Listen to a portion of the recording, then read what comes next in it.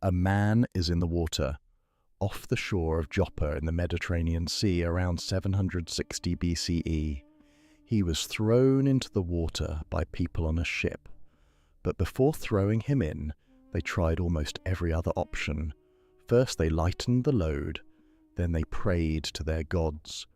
Finally they asked him why he did whatever got him thrown off the boat. He told them the truth. He was fleeing from his own god. "This storm," he explained, "is because of me. You'll only get rid of it when you give me to the sea." They gave him to the sea. As soon as they threw him into the sea, the storm ended. Then he died. After 3 days, he was alive inside an enormous creature, deep in the darkest place he had ever experienced.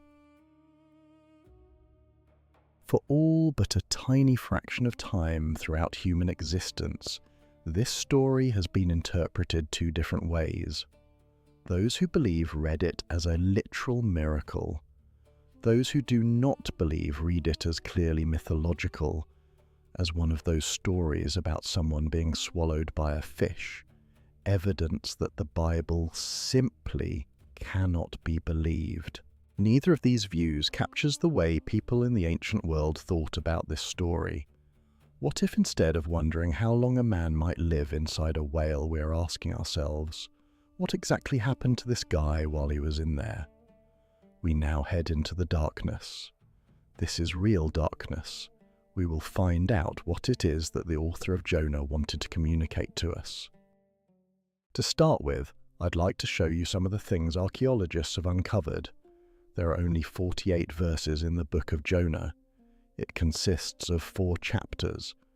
There is something very particular contained within it that can be compared to historical records found at archaeological sites.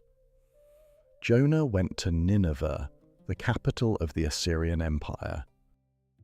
For decades, many scholars were dismissive of claims about Nineveh being as described in the Old Testament, that it was too big, too organized, too significant a city to disappear completely under sand in modern-day Iraq. Excavations in the 19th century uncovered the remains of Nineveh, walls stretching 12 kilometers, a population of approximately 150,000 residents, the largest city in the world during the time of Jonah's story. Palaces, temples, libraries. Austin Henry Layard dug up the palace of Sennacherib in 1849 and found an incredible discovery: the Library of Ashurbanipal, 20,000 clay tablets, the biggest collection of cuneiform writing from ancient times ever found.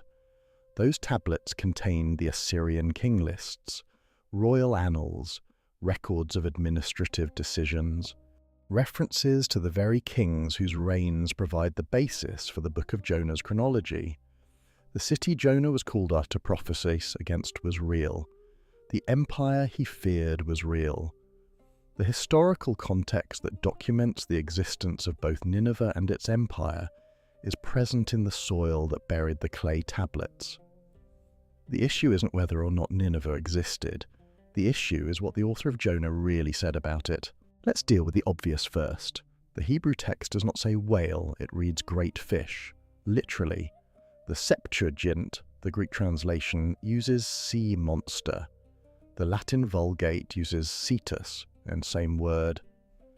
When the King James Bible translated ketos as whale in 1611, it added a specific biological classification to a text that did not have one. The original writer made no claims regarding marine biology. He used a term that meant something distinct in the ancient Near Eastern imagination. From Leviticus to Psalms, and throughout the rest of the Hebrew Bible, the great deep, tehom, and creatures living within it symbolize something greater than beasts.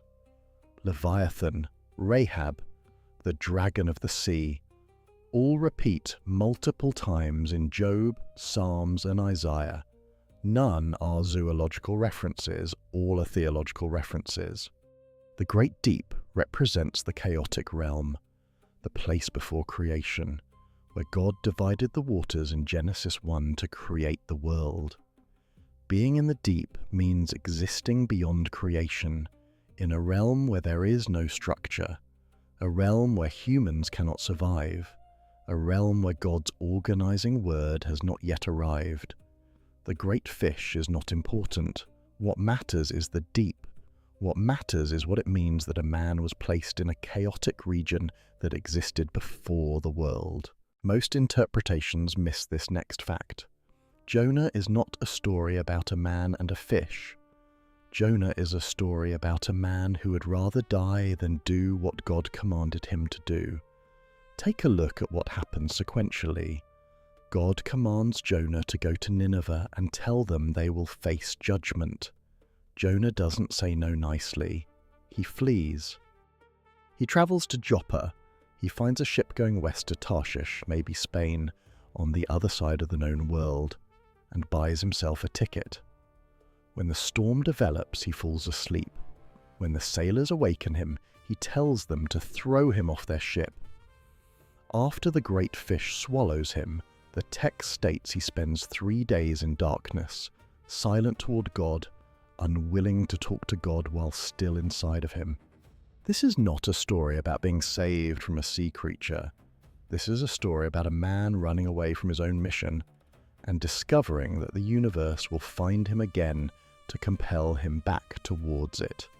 Why was he fleeing? Read chapter 4 closely. After some reluctance, Jonah eventually goes to Nineveh.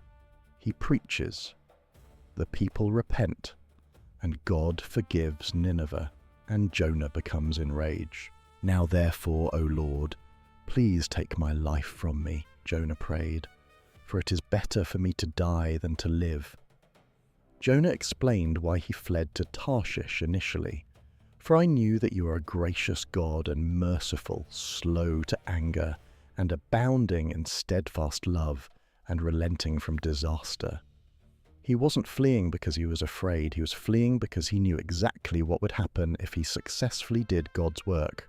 If Jonah went to Nineveh, the capital of an empire that would later annihilate Jonah's own nation, and preached that the people should repent, then God's compassion and mercy would extend towards his enemies.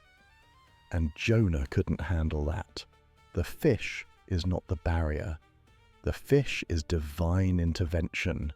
God refuses to permit Jonah to flee from the unmerited favor of his mission. You need to know who the Assyrians were to comprehend why Jonah would be unable to endure this behavior by his God. The Assyrians were the most brutal military power in the ancient Near East. Their own royal inscriptions, found within the same library that proved Nineveh's existence, describe their conquests in details that would make modern readers cringe.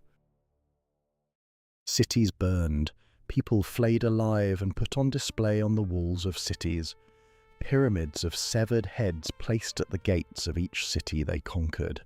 These are the Assyrians' own descriptions of themselves, proudly boasted in their official propaganda on palace walls. At the time the Book of Jonah was written, or during the time when it was set, the Assyrians were the people every Israelite had good cause to hate. In 722 BCE, less than 40 years after Jonah's probable setting, the Assyrian Empire would conquer and destroy the northern kingdom of Israel. 10 out of the 12 tribes of Israel gone. Jonah did not refuse to go preach to a random foreign city. He refused to preach to the people who would ultimately destroy his own people. And yet, God sent Jonah to those very people in an effort to allow them to repent. This is the part of the story where Jonah's reluctance is overshadowed by the miraculous event of God showing mercy to a people who certainly did not deserve it, and he was going to use Jonah as his reluctant messenger to do it. Now we get to the weird part of the story. And Jonah was in the belly of the fish 3 days and 3 nights. For the ancient Jewish readers, this number isn't arbitrary, it's symbolic. 3 days is literally the line between the living and the dead. Hosea writes that God will restore his people in 2 days. On the 3rd day he will bring us up. Queen Esther fasted for 3 days prior to visiting King Xerxes, preparing herself for her potential execution. 3 days is the threshold, the boundary between life and everything beyond. When Jonah is in the fish for 3 days, the original audience knew he was spiritually dead. He had fallen into chaos. He had gone down. Chapter 2 states clearly, "Out of the belly of Sheol I called, and you heard my voice." Sheol is the realm of the dead. Jonah didn't survive. Jonah died, and then he was raised from the dead. That is why 800 years later, when Jesus is asked for a sign, he references this exact moment. Just as Jonah was 3 days and 3 nights in the belly of the great fish, so will the Son of Man be 3 days and 3 nights in the heart of the earth. The whale itself was never the issue. The fact that Jonah went down into the depths of the ocean, remained silent for 3 days, and returned, that is the issue. A man who would prefer death over carrying mercy to his enemies receives exactly that. He dies. Then he is asked once more. This time he goes. Take a step back. What does the archaeological evidence combined with what we can understand from the text indicate? Jonah is not a children's fable about a man who survives inside a whale, nor is it primarily about whether such survival is scientifically plausible. It is a story about a profoundly human refusal. Jonah thought that God was exclusively for his people. Mercy was limited. The enemies of his nation deserved what they got, and thus the structural nature of this book exists to dismantle that belief. The pagan sailors on the boat prayed more reverently than the prophet. The fish, a creature of the deepest parts of the sea, immediately obeyed God. Even the Ninevites, the most violent people of that era, repented upon hearing but one sentence from God. All parties in this story responded to God, except for the one party who should have been responding to God: Jonah himself. The book concludes with God asking Jonah a question that has no answer in our text. Shall I not show pity? Is not this great city too large to contain God's pity? There are more than 120,000 innocent people here who cannot tell their right hand from their left. We never receive Jonah's response. The book of Jonah concludes with a question. It leaves it wide open for anyone who has ever wished that mercy could be regulated, that grace could be rationed, that those people who have earned it least would still earn it least. The fish isn't the measure of the validity of Jonah's story. The question is, you may discuss whether or not a man could survive for 3 days inside a marine animal, but the harder question, and the older one, is this. Could you survive learning that the mercy you counted on for yourself would be extended to those you most desperately wished to exclude from receiving?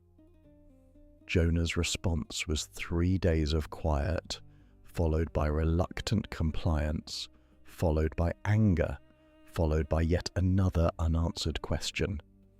Most of us, when we're being honest, will admit to having given the very same response. We don't actually know what Jonah ultimately said because the author didn't tell us. The book ended with the question still wide open.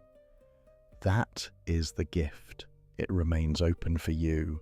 If this has caused you to perceive Jonah differently, or if you feel like you now understand why the deep is both nearer and stranger than you did 15 minutes ago, please share your thoughts with someone else who may need them. See you next time.